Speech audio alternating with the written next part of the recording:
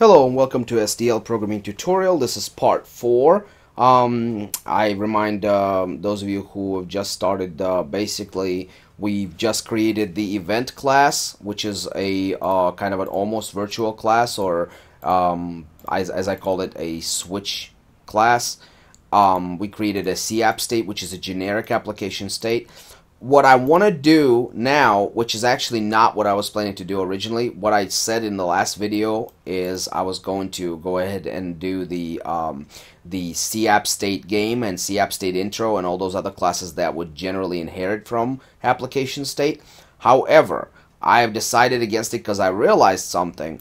I was talking to you about this render stuff, right? And that's the part where we actually get to draw something on the screen in SDL.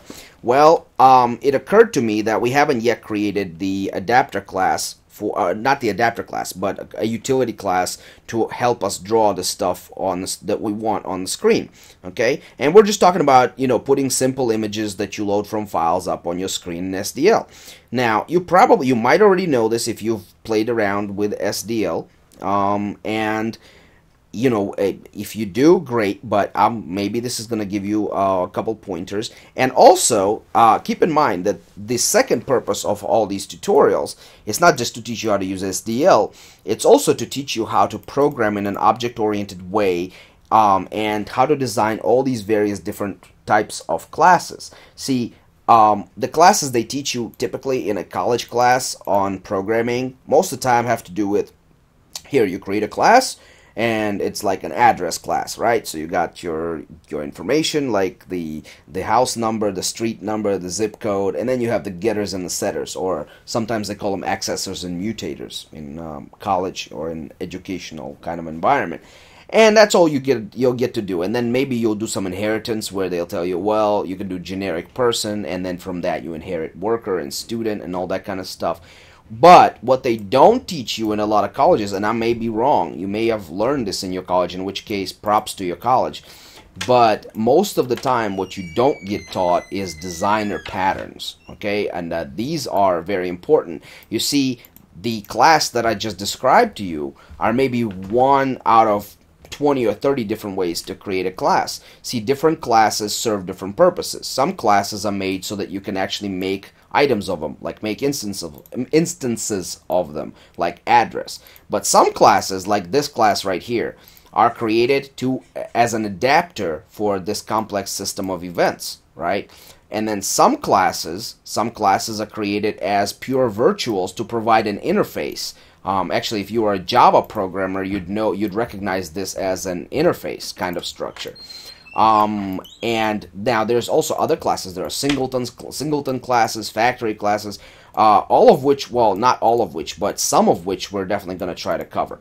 So what I'm going to do next is I'm going to make what's called a utility class, okay? Utility class or a static class, whichever way you want to call it. There's no strict naming kind of, you know, rule of what you should name them, but you should just basically be familiar with these patterns. What we're going to do is we're going to create this class, and we're going to call it a surface class, CSurface, okay? And the purpose of this class is going to be, it's going to make it a lot simpler for us to draw stuff on the screen, CSurface, and to load surfaces from files, right? CSurface, that's what we're going to call it. And this class is going to be unique in a way that it's only going to have static functions. This class is not meant to be instantiated at all, period. Like, we could even add a private constructor, you know, just to kind of prevent it from being ever instantiated, but I'm not going to do that. That's too silly, because you can instantiate this class if you want. The problem is that there's not going to be any data in it, so it really doesn't matter if you create variables of this class or not. So I'm going to make a class CSurface. All this class is going to have, oh, by the way, I just remembered something I forgot. I keep doing that. I apologize profusely. These are all public. These are all public. So I totally forgot to provide this access specifier. I'm ashamed of myself. These are public, obviously. If you didn't put this, then it would assume that all your functions are private, which is not a good thing. Okay? So not for this anyway. We want these functions to be definitely public. And same in CSurface, we want all these functions to also be public. So public, okay? And in here we're going to have a bunch of static functions. For those of you who don't know what static functions are those functions that can be used globally just by referring to the class name. You don't ever have to create a variable of this class to use them. That's what static functions mean in the context of a class. So when I say, like, for example, I declare static func, right? You know, like that. Or actually, let me just give a return type, like static void func, right? So let's say I just put that in there. Well, what this means is that anywhere in my program that uses this CSurface file, anywhere, I can just do this. I can do CSurface : func, you know, and I can call it just like that, and that'll be perfectly okay. I don't have to go CSurface s and then s.func. You know, I don't have to do that.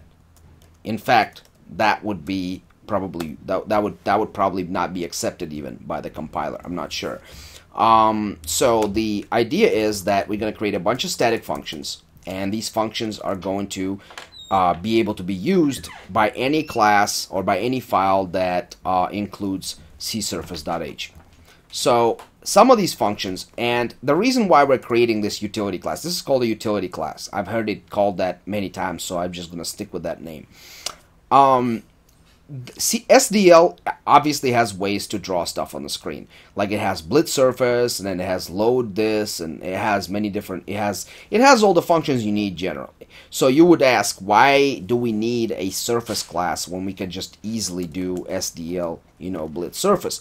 The reason why is because, well, blitz surface is not all that easy to use. It requires you to create these SDL rectangles to actually draw something on the screen, and it's kind of convoluted in a way, the way that the syntax for this function works. So I'm gonna, not just SDL surface, all of these functions, they are a little weird. I'll explain how weird as we go along, but the idea here is to create these easy to use, just snip snap functions that you could just say that are intuitive. For example, you want to load some surface from a file, right? You have a surface, you want to load some picture from your hard drive, which is like some picture.jpg, and you want to load it into a surface. What you want to do is you want to write something like this: load image, and then in here give image.jpg, right? Okay, that's all you want to do. You want to do that and go on with your day. All right. However, SDL does not give you such an easy way. Well, it kind of does. There is actually something called image load if you have a image library installed, or load bitmap. But first of all, it accepts the old C style string instead of the std string, the regular string, the C++ string. But also there's another important problem, and I'll show you it when we start writing our function. So let's go ahead and write our first function. It's going to be called onLoad, right? onLoad. On is just keeping with the convention of all of our other functions. You know, we got the on activate, on loop, on render, and here we got on key down, on key up. Let's just stay with that kind of naming convention. Also, like I said probably before, that's Tim Jones's idea, and I think it's very good. So static is going to be on load, okay? And this function is going to have a return type of SDL surface pointer, right? So SDL surface pointer. Like I said, why pointer? Because all SDL surfaces are manipulated on the heap. So you'll never see an SDL surface being created without it being a pointer to SDL surface, okay? So SDL surface pointer on load, and as a parameter, it's going to accept a string, std string, okay? And it's going to be file name. Very easy, very intuitive. All right. Now, a couple things about, first of all, already at this point you want to include SDL.h, okay? Because of this SDL surface being used right here, and it's not going to know what that means without it. Also, you want to include string, because we're using string right there, and we want to be able to use that. Now, a word about this std thing. That's only for those of you who are fairly new to C++ or have learned it in college. Sometimes when you're in college, they will have you do something like this.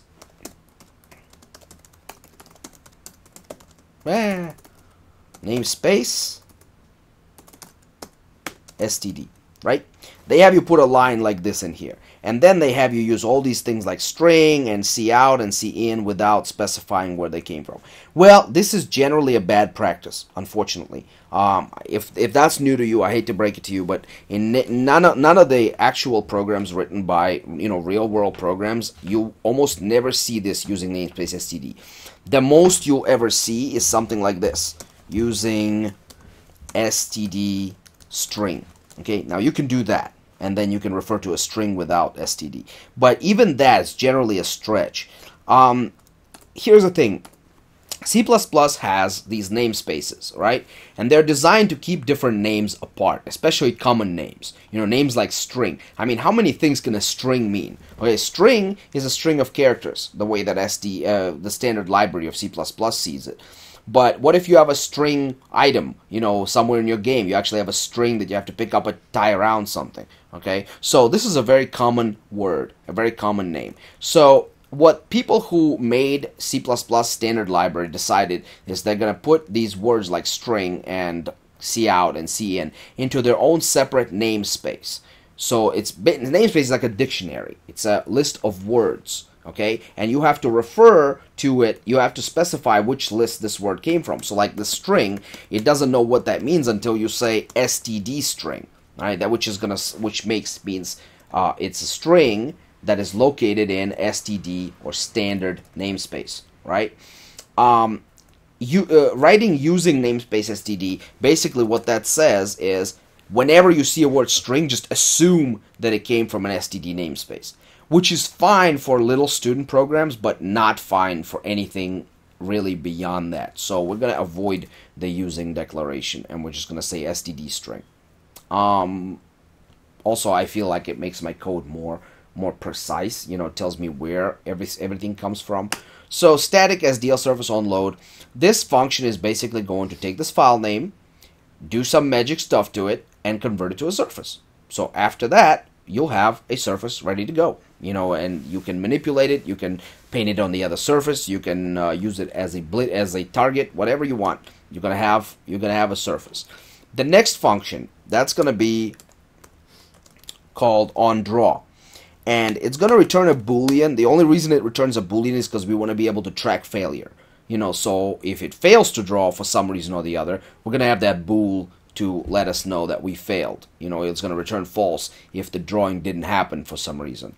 It's going to be called onDraw, and it's going to accept obvious parameters. I'm going to try to make the idea is behind this is to make this user friendly, and by user I mean you, the programmer, the guy who's going to use this function, or girl, whatever. I meant guy or girl. So you're going to use this function right here. And the idea is to make it as user-friendly as possible. So on draw, what are the kind of things that we need with the draw? Well, first of all, we need the SDL surface that we're drawing. This is going to be the SDL surface that's going to be pasted onto another surface. Now, you realize this draw, it's kind of a misnomer. We're not actually drawing anything like you imagine drawing on a canvas, like taking a brush and drawing. What we're doing with this on draw is we're drawing a surface, an existing surface, onto the other surface. So in fact, what we're doing is it should be called pasting, but on draw sounds better than on paste. We want to create a function that can take SDL surface, and we're just going to call it source. Notice that there's this asterisk, which is still present regardless, because any SDL surface is basically a pointer to SDL surface. And then we're going to have another SDL surface, which is going to be our dest, or destination. So source and destination. Alright, so pretty obvious, source is what we're drawing, destination is what we're drawing it onto. And then we have these integers, which is basically going to be like integer destination x and integer destination y. That's where it's going to be drawn on the target surface. So Once again, source is what we're drawing, destination is where it's going to go, which surface, and then destination and destination X and destination Y are coordinates of the upper left hand corner of whatever we're drawing. Now, I want you to understand this because we haven't done anything that practical yet, so it's hard to imagine it, but just basically surface is a rectangular area with an image or without an image, but it's basically a rectangular area that the image can go on. You can paint a surface onto another surface, and they could be of different sizes because, you know, surfaces, they have different sizes. The idea behind this is if you've gone to school and you understand the Cartesian coordinate system, this Cartesian coordinate system is a bit different because the y-axis, you see, it goes down, the further down it goes, the higher it is. So basically, imagine it like having being in the lower right quadrant of the Cartesian coordinate system. Basically, the 0 on anything when you're doing any kind of computer graphics or game graphics, the 0 and 0 coordinate is in your top left corner all the time. So it's like up there, like right here. If you imagine this as being a game window, then this right here is a 0, 0, x0, y0 coordinate, right? Then as you go to the right, your x increases, and as you go down, your y increases, all the way up to the size of the window. So like if this window were to be, you know, 800, let's say this is an 800 by 600 window, right? Which it's not, but just imagine it is. Then this right here, this location, that's a 0, 0 coordinate, and this location right here, that's a 799 by 599 coordinate. Notice I said 99. It's never 800 by 600, because if this is an 800 by 600 window and we start counting at 0, then the highest coordinate in that window that is possible would be 799 and 599. That's the idea. So when we say destination X and destination Y, what we mean is where is the corner, the top left corner of the target of the source surface. Where is it going to go on the destination surface? Now, we don't care if the source is bigger than the destination, for example. It doesn't matter for us, really, because all we do is the other part is just going to basically get cut off. So if you imagine like a window, like here, let me just, I'll start Notepad just for, you know, like here's my Notepad window, just to explain this to you better. Let's say my Notepad window is my surface that I'm trying to paint onto this bigger surface, right?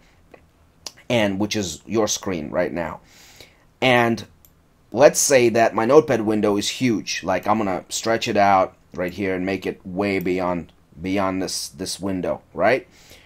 But my corner is still right here. This is my corner, and this is the corner of my screen, right? So if I blit at 0, 0, if I paste it at 0, 0 coordinate, that means that this corner is going to touch right there. Okay? Oh, whoops. I actually made it smaller again. I meant for it to be like way out there. Okay. So this corner right here, that's going to go into that. Oh, wow. That's weird. My window actually automatically shrinks. Must be a feature of Windows or one of the programs I have installed. Anyway, the point of this demonstration is to show you that what matters is this top left corner, where it's anchored. Alright, and then how far it jets out, if it's bigger or if it's smaller, doesn't matter. The point is that that's the corner where that's going to go in. So that's all we care about for the destination coordinate. Destination X, destination Y. That's where that's going to go, and we don't care about the size.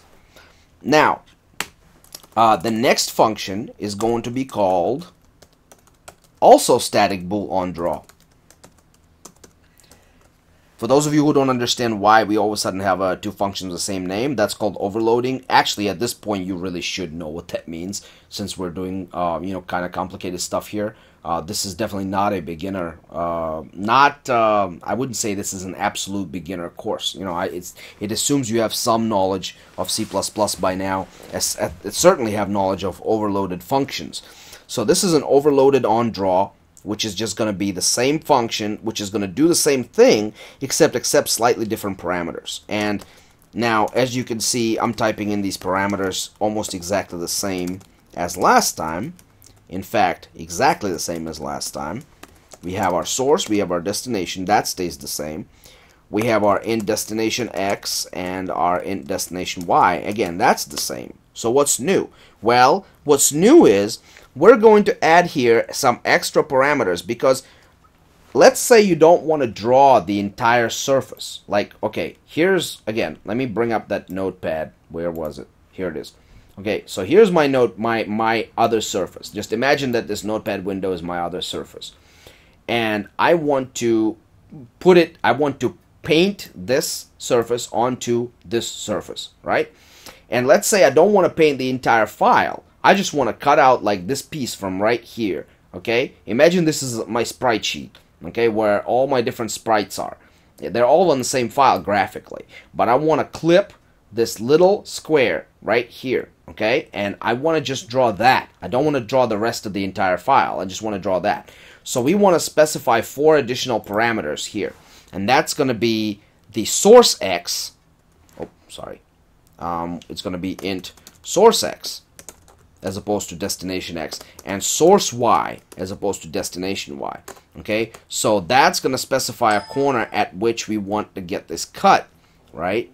Now, the second thing is we also want to specify the height and the width of how much we want to cut. So it's going to be basically like a square. You set up the like this right here is your surface. I'm sorry. This right here is your surface, and we want to basically think of it as a kind of a scissor clipping thing. You put your scissors right here at this point, and then you cut so far this way and so far this way, and that's how you make your rectangle. So first you specify the x and the y coordinate of where you're going to begin the cut, and then you're going to specify the width and the length of a clip, right? So this function is going to do exactly the same thing as this function, except it's going to clip a particular area out of the source rectangle to draw it on to the destination rectangle, right? Okay, so we got one on load, one on draw, and then finally we're going to have one last function here. And I'm sorry guys, this is going way beyond the 20-minute mark now, but I feel like I should at least stop it on the note where, you know, so that we can complete this class. Okay, that last function is going to be called set transparent color. Let me explain to you what that means real quick. As you know, the surfaces are basically they're made up of pixels, right? Each pixel holds color information. You know, a certain amount of red, certain amount of green, certain amount of blue, and maybe certain amount of alpha. You know, that's the alpha blending channel. We want to be able to specify which one of these colors is going to be treated as transparent. Why? Because, like, let's say we have a game and we have this background, right?